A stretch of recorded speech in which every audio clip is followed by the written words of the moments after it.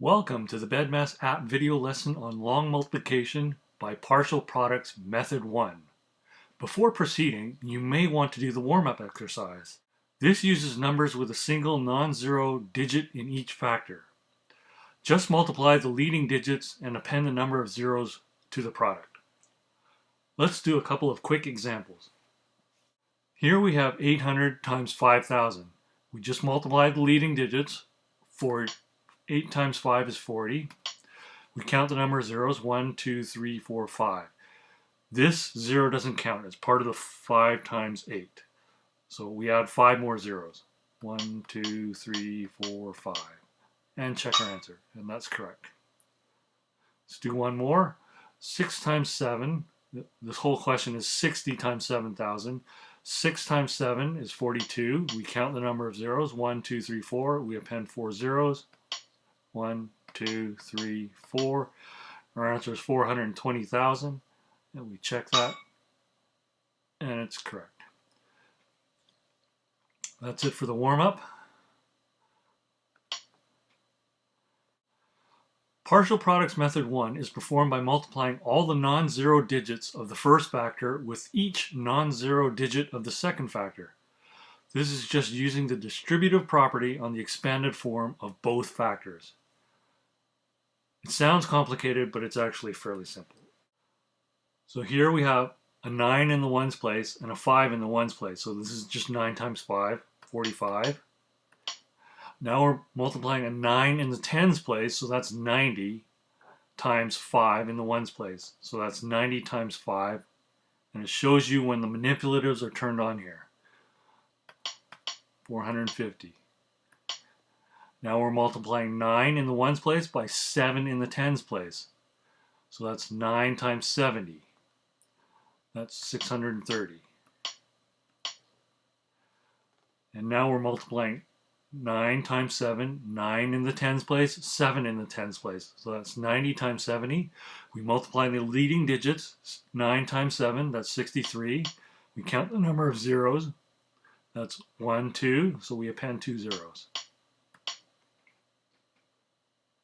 Now we add all the partial products. It's easier to add in reverse, so you can use this reverse input button. If it's blue, it's on. If it's red, you're entering it from left to right. Let's turn it on and do reverse input. So 5 plus 0 plus 0 plus 0, that's 5. 4 plus 5 plus 3, that's 12. So we enter the 2, we mentally carry the 1. So we have 1 plus 4 plus 6 plus 3.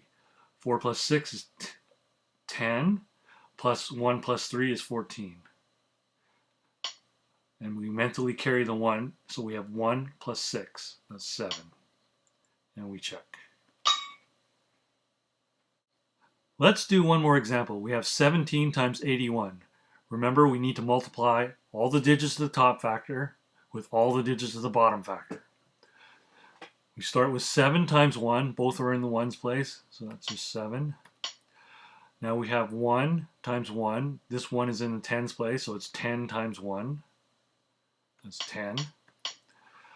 Now we have 7 times 8. The 8 is in the tens place, so we have 7 times 80. That's 56. We count the number of zeros. 1. Now we have 1 times 8. Both are in the tens place, so we have 10 times 80. 1 times 8 is 8. Count the number of zeros. There's 2. Before I do that, well, let's just do that. You may be taught another method in class where you leave out the zeros and just put a blank space. This makes it harder to line up your numbers. So as a beginner, you want to put the zeros in to keep your columns nice and neat for when you add it. Okay, we'll do reverse input again. This starts with 7 plus 0 plus 0 plus 0, that's 7. We have 1 plus 6 plus 0, that's 7. We have 5 plus 8, that's 13. We enter the 3 first because we're doing reverse digits, and then the 1. Let's take that away. If you make a mistake, it'll just tell you that you've made a mistake. And then you can just go ahead and correct it. So we'll just enter that again.